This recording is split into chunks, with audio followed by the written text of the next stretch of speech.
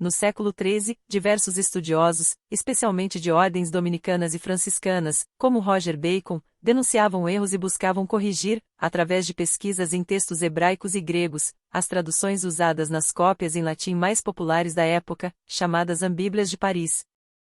Infelizmente, nossos tradutores, por mais que tenham feito excelente trabalho no campo da exegese e hermenêutica e obtiveram um enorme esforço para a tradução das línguas originais, tais eram profissionais da teologia, portanto, suas atuações foram, não poucas vezes, dogmáticas.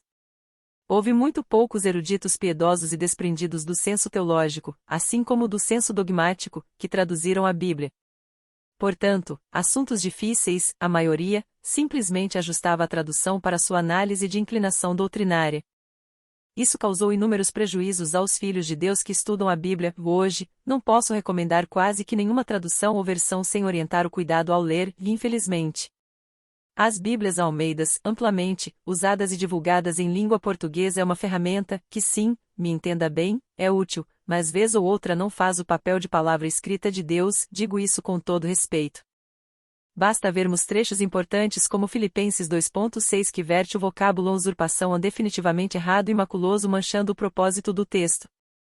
A parábola da figueira de Mateus 24.32, onde deposita-se o foco na parábola quando o Senhor diz que o foco é aprender da figueira, essa simples inversão muda completamente a forma de ver o texto e remove o importante background daquela parábola. E o que dizer de Apocalipse 11.17, onde as traduções bíblicas Almeida Corrigida Fiel e a Revista Corrigida inserem a expressão há de vir, que não existe no texto original? Se analisarmos essa adição com cuidado, perceberemos que ela poderia mudar significativamente a interpretação dos eventos descritos em Apocalipse e até mesmo afetar sua cronologia, criando uma grande confusão e quebrando a harmonia entre as partes do livro. Felizmente, quanto a Apocalipse 11.17, tanto a Almeida Revista e Atualizada quanto a Nova Almeida Atualizada corrigem esse lapso fatal. Mas existem vários outros males em várias outras traduções de língua portuguesa, mas estas geralmente têm propósito mais dinâmicos e outras de acréscimos linguísticos parafraseados. Isto se justifica ao sustentar que a ideia por trás disso é ajudar o novo convertido ao Messias, entender melhor situações arcaicas e dúbias. Tal fenômeno de tradução é chamado de equivalência dinâmica ou oposto de equivalência formal. Sim, isso é verdade e de fato a equivalência dinâmica ajudará muito neste sentido, entretanto tais traduções têm que deixar claro que a ideia é facilitar a compreensão geral e sendo necessário para maiores estudos versões que buscam a literalidade como propósito de tradução, pois se podemos encontrar erros violentos em versões que se preocupam com a literalidade quanto mais em traduções de equivalência dinâmica. Felizmente, há boas traduções de equivalência dinâmica, por incrível que pareça, tais traduções, inclusive, corrigem muitos erros das Bíblias literalizadas como as Almeidas e a versão King James, principalmente em se tratando daquelas que buscam não somente facilitar a compreensão do texto, mas de fato trazer o melhor sentido da tradução. Mantendo assim um equilíbrio entre equivalência dinâmica e sentido exato do original. As Bíblias, Mensagem, NTLH e Viva seguem o dinamismo na tradução, entretanto, ora, muito parafraseado ou ora, muito distoante dos vocábulos originais.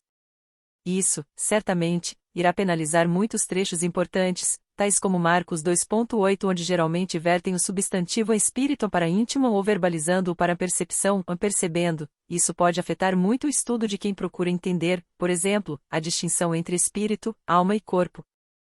Para não ser injusto, embora, poderão haver versões certas que não serão citadas aqui, mas isso se deverá à limitação da equipe de redação dessa postagem, porém sempre que houver uma versão que traz a compreensão mais exata do original merecerá todo o nosso respeito mesmo sem ela ter sido citada. Ao menos, agora, você já saberá separar uma tradução correta nesta passagem específica de Mateus 16.18, simplesmente por ela verter Hades, ou morte, ao invés de inferno. Outras Bíblias que verteram corretamente essa passagem, ou ao menos chegaram mais próximas de uma melhor tradução. NVI. E eu lhe digo que você é Pedro, e sobre esta pedra edificarei a minha igreja, e as portas do Hades não poderão vencê-la. Tradução brasileira. Também eu te digo que tu és Pedro, e sobre esta pedra edificarei a minha igreja, e as portas do Hades não prevalecerão contra ela. NTLH. Portanto, eu lhe digo, você é Pedro, e sobre esta pedra construirei a minha igreja, e nem a morte poderá vencê-la. NVT. Agora eu lhe digo que você é Pedro, e sobre esta pedra edificarei minha igreja, e as forças da morte não a conquistarão. Lembra-se de como os animais entraram na Arca de Noé, de acordo com a Bíblia cristã? Foram impares, certo? Na verdade, não foi bem assim. As escrituras antigas dizem com toda a certeza que os animais limpos teriam entrado na arca em grupos de 7 e apenas os animais não limpos teriam entrado aos pares. Onde estão os originais? Antes de prosseguirmos para falar do processo textual dos diferentes tipos de Bíblia que temos em português brasileiro, é importante entender quais são as fontes textuais e manuscriturísticas que compõem uma tradução. Existe uma denominação chamada autógrafos, que se refere, em última instância, ao manuscrito que saiu da redação direta do autor. Seria como se fosse uma carta que Paulo, ou seu secretário, acabou de escrever e que, no máximo, foi feita uma cópia direta para a comunidade destinatária. O problema é que todos os documentos autógrafos se perderam ao longo da história. Autógrafo significa escrito pelo autor. O que temos hoje são apenas cópias de outras cópias. Devido a isso, surgiu uma disciplina científica denominada crítica textual, que tem por objetivo resgatar o valor original de um texto copiado por meio de análises e métodos. Não é o objetivo deste post, pelo menos não hoje, falar sobre crítica textual, mas apenas informar o leitor sobre ela e sua importância na escolha de uma Bíblia. Embora existam textos que são divisores na crítica textual, é importante que o leitor não desenvolva aversão ou preconceito com alguma versão específica, pois a perda gerada por essa atitude será exclusiva do próprio leitor. A atitude mais sensata é ter disposição para adquirir um arsenal crítico textual variado de Bíblias. Para os amantes da palavra e estudiosos da vida discipular, é fundamental ter e lidar com diferentes versões bíblicas e, consequentemente, mais de uma base textual adotada. Textus receptus, texto recebido. Esse é o nome dado ao manuscrito adotado no período medieval logo após a tradução latina de Jerônimo, Vulgata Latina. Como nosso objetivo não é aprofundar a crítica textual, saiba apenas que esse texto foi o norteador das Bíblias no período pré- e pós-reforma. Essa abordagem crítica adotou o texto bizantino, que se tornou a fonte da tradução protestante mais conhecida, a King James 1611. Erasmo de Roterdã foi o primeiro a produzir a Bíblia, Novo Testamento, que em grego, que até então estava em latim. Ele compôs essa obra utilizando-se de 4 dos textos mais comuns de cópias manuscritas da época, incluindo o texto bizantino. Essa atitude tornou sua redação a fonte primária de várias Bíblias que surgiriam ao longo da história desde a invenção da imprensa. Assim, as Bíblias teriam como fonte comum o chamado texto recebido. Texto majoritário. Apenas pela obrigação de dar continuidade na matéria, existe um segmento majoritário para a confecção de um texto. Mais precisamente, ele se vale do seguinte entendimento: onde há mais manuscritos concordando entre si, esses devem ser levados mais em consideração. Portanto, se vale do conceito de que a maioria vence, um compilado democrático de manuscritos.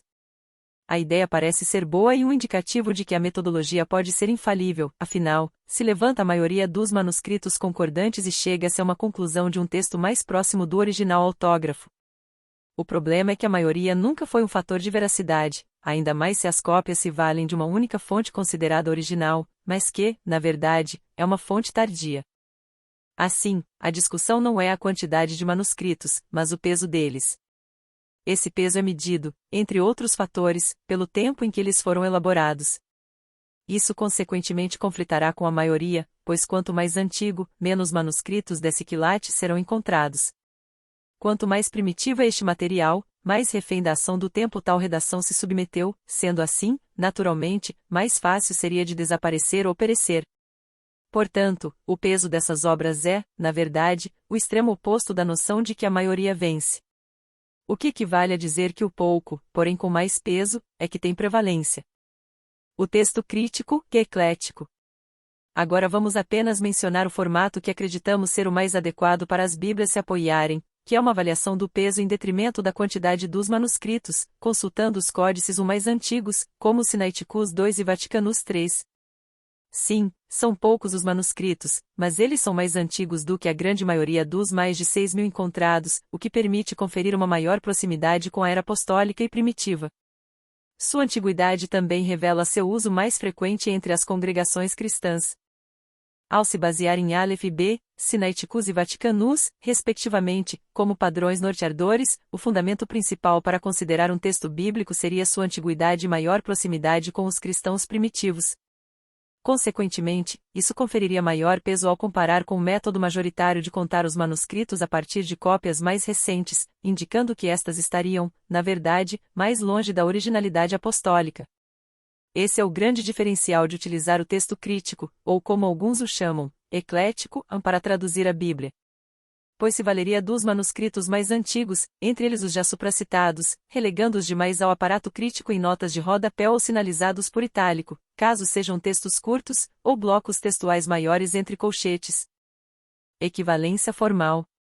Estamos falando de uma abordagem de tradução cujo foco é deixar o texto produzido mais literal e formal, interferindo o menos possível no objeto do entendimento vernacular dele. Em resumo, é tentar alterar as palavras encontradas o menos possível ou adaptá-las para a realidade cultural daquele leitor, mantendo expressões em sua forma mais original e idiomática. Contudo, isso não significa que o tradutor ou os peritos da tradução envolvidos não possam acrescentar vocábulos ou palavras para dar mais sentido. Uma vez que elas não seriam necessárias no idioma original, passam a sê-lo no vernacular. Assim, em suma, as Bíblias cujas traduções são baseadas na equivalência formal tendem a ter as palavras mais próximas da literalidade quando possível, ou seja, quando isso não afetaria demasiadamente o entendimento gramatical da língua-alvo. Equivalência dinâmica. Já a equivalência dinâmica tem como foco facilitar a compreensão da língua vernacular, portanto, valerá-se de alguns arranjos textuais que facilitem isso, tais como melhor e mais atualizado vocabulário, expressões mais adaptadas, inclinação para a interpretação do texto e não necessariamente a pura tradução e, por fim, em algumas vezes o uso da paráfrase, que somada à interpretação traria a adição de pensamento sobre aquilo que está traduzindo com o fim de oferecer uma proposta daquilo que o autor queria dizer. Não precisamos dizer do risco que há nessa proposta de tradução, pois seguramente muitos erros brotarão dessa abordagem. Entretanto, ela se torna um elo facilitador da leitura da Bíblia para o leitor novato nas Escrituras, e isso também pode ser usado como uma espécie de ponta para continuar a leitura em outras versões e traduções do que a desistência de continuar lendo a Bíblia. Além disso, pode ser útil para consulta, comparação e avaliação, o que enriquece o estudo. Não existe nenhum versículo que nos fala que não cai uma folha de uma árvore sem que o Eterno permita. A bem da verdade, o que temos é, não se vendem 2 pardais por um asse. Contudo, nenhum deles cai no chão sem o consentimento do Pai de vocês. Até os cabelos da cabeça de vocês estão todos contados. Portanto, não tenham medo, vocês valem mais do que muitos pardais.